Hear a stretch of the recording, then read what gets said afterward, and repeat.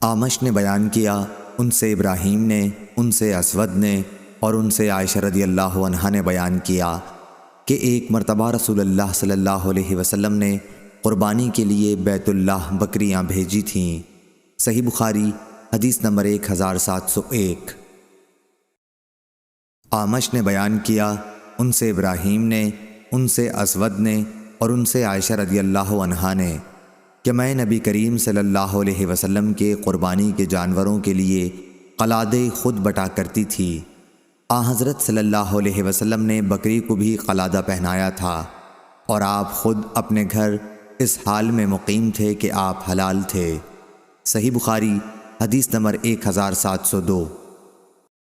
حماد نے بیان کیا، ان سے منصور بن معتمر نے دوسری سند اور ہم سے محمد بن کثیر نے بیان کیا، انہیں سفیان نے خبر دی، انہیں منصور نے، انہیں ابراہیم نے، انہیں اسود نے اور ان سے عائشہ رضی اللہ عنہا نے بیان کیا کہ میں نبی کریم صلی اللہ علیہ وسلم کی بکریوں کے قلادے خود بٹا کرتی تھی۔ حضرت صلی اللہ علیہ وسلم انہیں بیت اللہ کے لیے بھیج دیتے اور خود حلال ہی ہونے کی حالت میں اپنے گھر ٹھہرے رہتے۔ صحیح بخاری حدیث نمبر 1703۔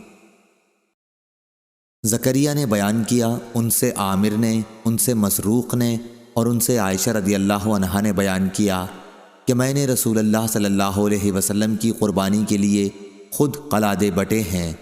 ان کی مراد احرام سے پہلے کے قلادوں سے تھی۔ صحیح بخاری حدیث نمبر 1704۔ قاسم نے بیان کیا، ان سے ام المومنین حضرت عائشہ رضی اللہ عنہا نے بیان کیا کہ میرے پاس جو اون تھی اس کے ہار میں نے قربانی کے جانوروں کے لیے خود بٹے تھے۔ صحیح بخاری حدیث نمبر 1705۔